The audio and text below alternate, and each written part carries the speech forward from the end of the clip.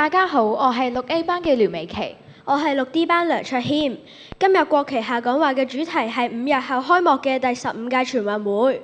今屆中華人民共和國第15屆全運會將於2025年11月9日至21日舉行，由廣東省、香港特別行政區同澳門特別行政區首次聯合舉辦，係全運會歷史上嘅創舉。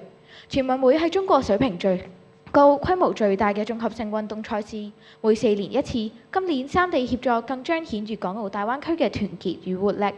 本屆全運會設有34個競賽大項，包括游水、田徑、羽毛球、籃球、足球、乒乓球等，仲有23個群眾賽事活動。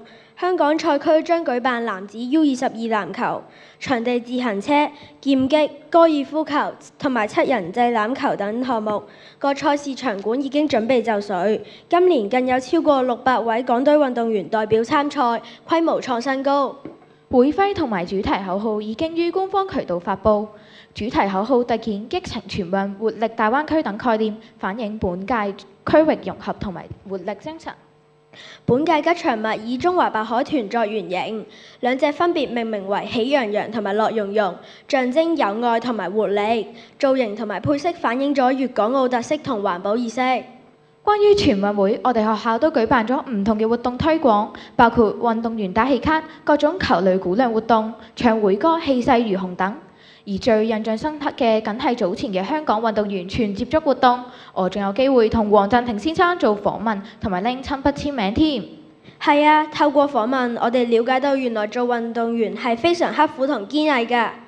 我哋要好好向佢哋學習，同時喺全運會為佢哋打氣啊！激情全運會，活力大灣區，距離開幕尚有5日咋。我到時一定會支持乒乓球選手黃鎮廷，為佢打氣。我就會支持一劍驚人天下知嘅香港劍神張家朗。希望同學們支持港隊，感受頂尖運動員拼搏精神。最後請大家欣賞全運會宣傳片。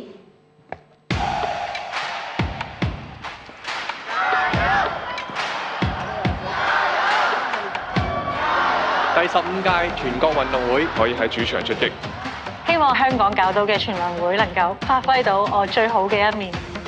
澳門都好耐冇感受過呢啲咁嘅主場氣氛。自己廣東嘅家門口攞獎牌嘅意義係唔同嘅喎。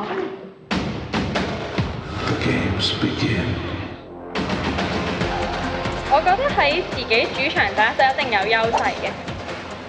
到時我哋球員都會聽到好多打氣嘅聲音喺側邊，其實係會令到球員好投入。咁如果喺香港，屋企人同朋友就可以有更大嘅機會嚟支持我。咁我好希望喺我發光嘅時候俾佢哋見到。大家記得貼實香港電台，支持國家體育盛事，為港隊打氣。1, 2, 3，